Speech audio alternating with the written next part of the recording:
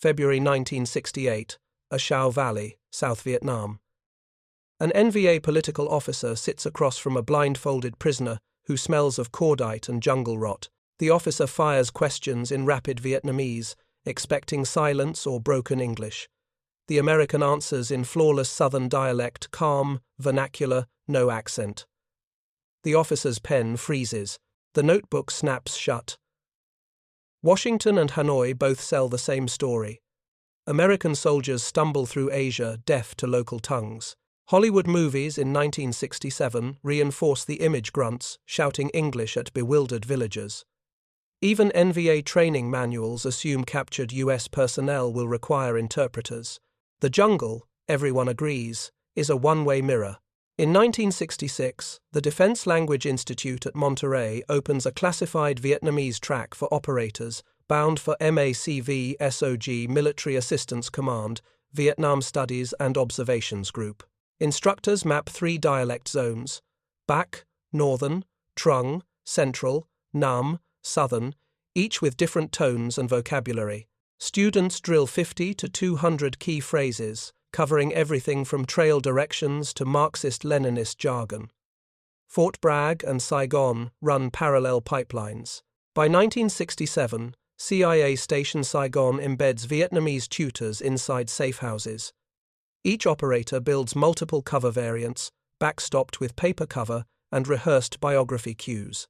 SOG recon teams, typically 6 to 12 men, including US and indigenous personnel, operate across the Laotian and Cambodian borders under Operations 35 and Prairie Fire. The training is not conversational, it is operational. Cadre teach how to mimic regional accents, how to decode radio shorthand, how to recognize rank cues at a glance. The goal is survival, then leverage. If captured, an operator who speaks Vietnamese can listen to guard chatter, map tunnel layouts, and most critically answer questions in a way that flips the power dynamic. The enemy expects a mute trophy. They get a mirror. Instructors hammer cadence over grammar 3 dialect zones, 50 to 200 ready phrases, and accent control under stress. We trained ears first. If you can hear the district, you can borrow the district. March 1968. Hue City, Central Vietnam. As Tet offensive rubble smoulders, a MACV-SOG team extracts under fire near the Perfume River. One operator, call sign Dakota, takes shrapnel and falls behind. NVA regulars capture him 400 meters from the extraction point. An after-action report filed in Da Nang notes, Dakota carries no dog tags, only a worn ARVN Army of the Republic of Vietnam ID card, listing a fake Saigon address. The interrogation begins in a bombed-out school. The NVA officer, a veteran of Dien Bien Phu, speaks formal Hanoi Vietnamese. Dakota answers in Hue dialect central tones, parish idioms, family names from the old imperial capital. The cadence feels local, not learned. It buys minutes, and minutes buy choices. He spoke like a southerner. I thought our security section made a mistake. The officer asks about Dakota's unit. Dakota recites an ARVN Ranger Company roster he memorized at Fort Bragg. The officer checks a captured list, 2 names match. Confusion spreads. Interrogators expecting crude English instead hear district nicknames and market slang. Doubt spreads faster than certainty, and doubt buys time. The NVA pulls Dakota into a safe house for 3 days, alternating between suspicion and recruitment pitches. Dakota listens to guard rotations, memorizes voices, identifies a regimental intelligence officer by his Ngayan accent. On day 4, a Marine rescue force hits the safe house. Dakota signals his position by whistling the Marines' hymn in quarter notes. The NVA scatter. Dakota walks out with a notebook full of unit dispositions sketched in charcoal. A CIA debrief in Da Nang, March 1968, logs the intelligence as actionable within 72 hours. The notebook identifies staging areas for NVA attacks on Phu Bai and Camp Evans. Not a propaganda win, but a battlefield multiplier. September 1969, Laos, OP-35 area of operations. A SOG team running reconnaissance near Route 96 triggers a Chinese-made Claymore mine. The team scatters. 2 Americans, Kansas and Omaha, become separated from their Montagnard trackers. Pathet Lao militia, reinforced by NVA advisors, corner the pair in a karst cave system.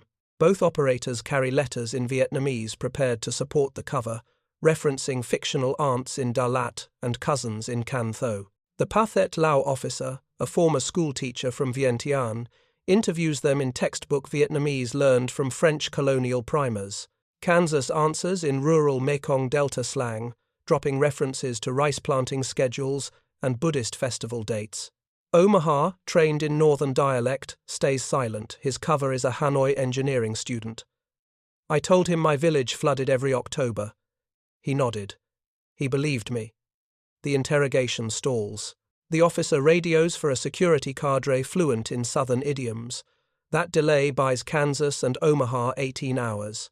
A USAF AC-130 gunship, directed by intercepts of the Pathet Lao radio traffic, saturates the area with 40mm cannon fire. The militia withdraws. A helicopter extraction team pulls Kansas and Omaha out at dawn, both clutching notebooks with sketches of NVA supply cache coordinates.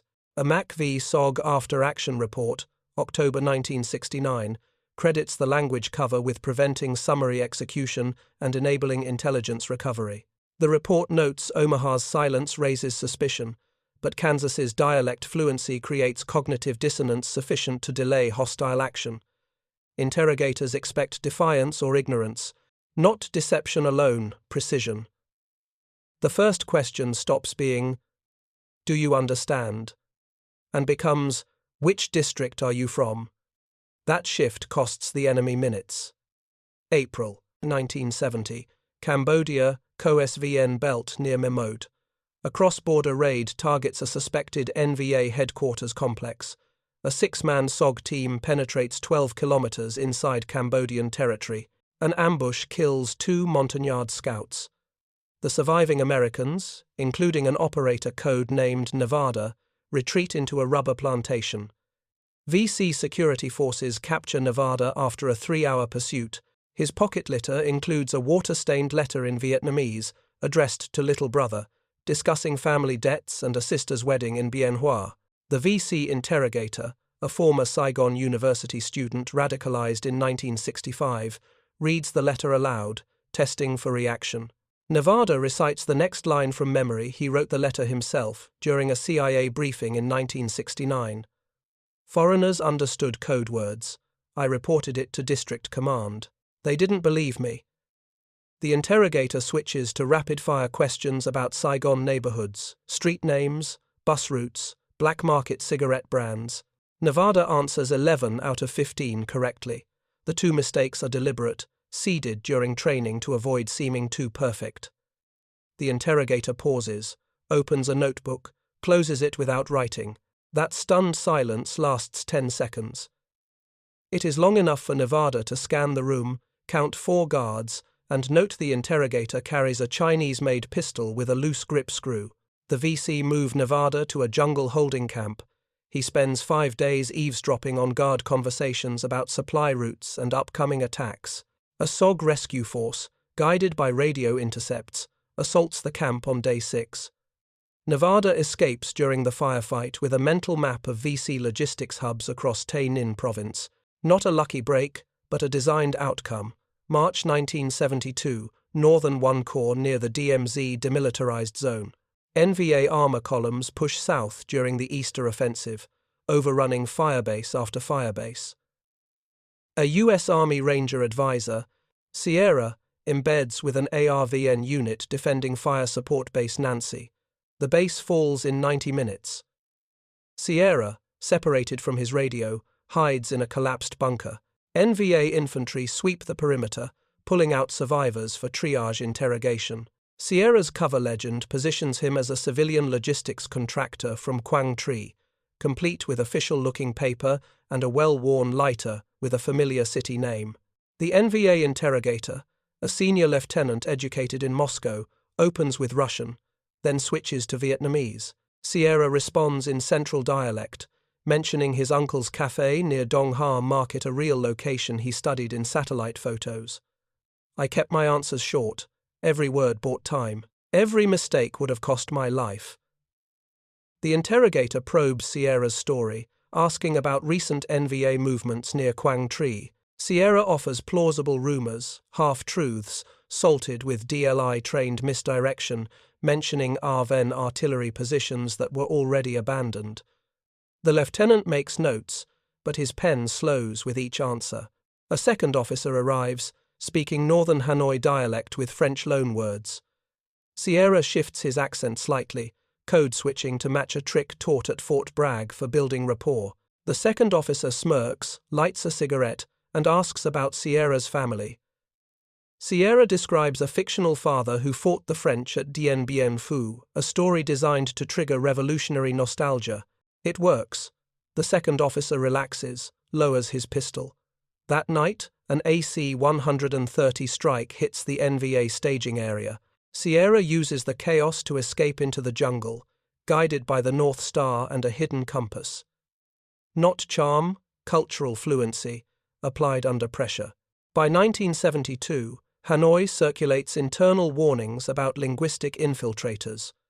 The warnings arrive too late. Hundreds of debriefs have already leaked operational details. The perception break is irreversible. June 1972. Saigon, MACV headquarters.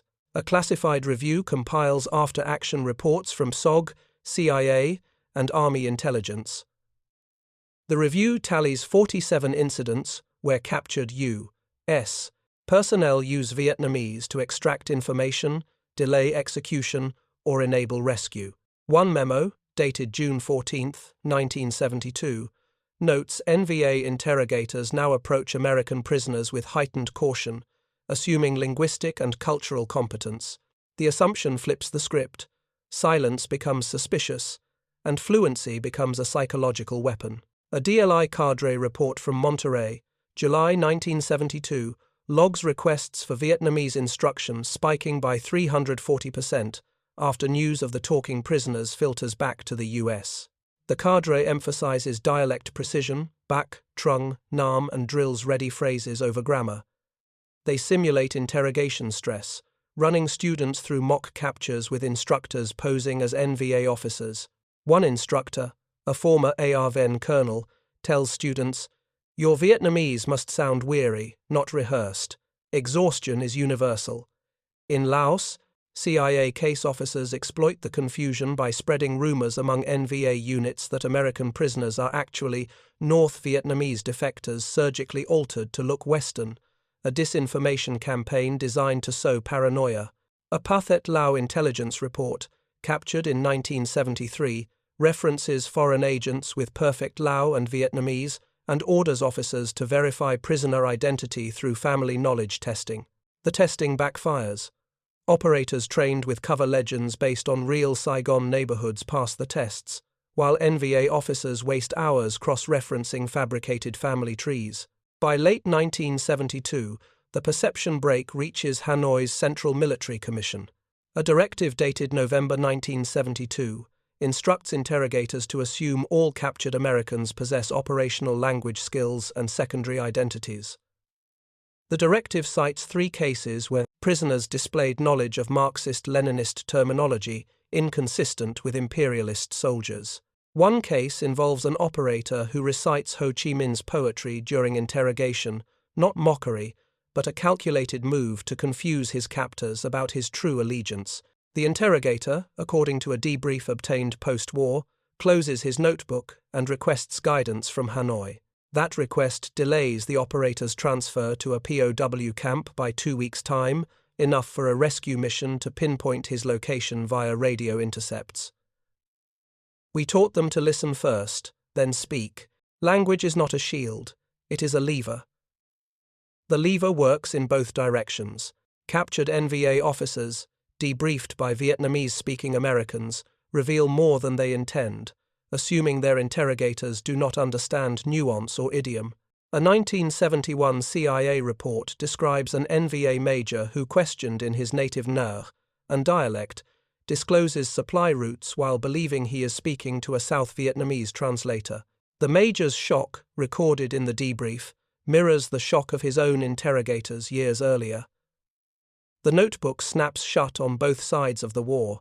Perception breaks do not announce themselves with fanfare.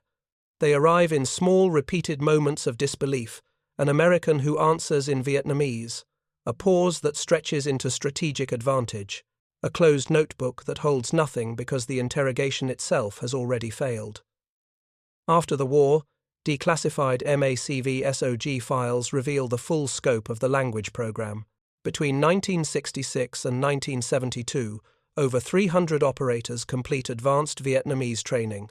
Post-war interviews with former NVA officers describe a pervasive unease we could not trust what we saw. The unease is the point. In 1985, a former SOG operator publishes a memoir detailing his capture in Laos and subsequent interrogation conducted entirely in Vietnamese. The memoir sells poorly. The public prefers stories of physical escape over linguistic judo. But inside intelligence communities, the lessons endure. Modern military language programs, Pashto in Afghanistan, Arabic in Iraq, trace their doctrine to the DLI Vietnamese tracks of the 1960s. The method endures: map dialects, drill ready phrases, and practice under stress until cadence outweighs grammar. It isn't vocabulary volume, it's sounding like you belong. The principle remains. Language is not cultural courtesy. It is operational infrastructure. Fluency buys seconds. Seconds buy survival. Survival buys intelligence. The notebook closes, but the advantage persists. Language is leverage. Fluency turns capture into control. Wars are won not only by superior firepower, but by superior understanding. The ability to speak is the ability to listen, and listening, in the jungle, is everything.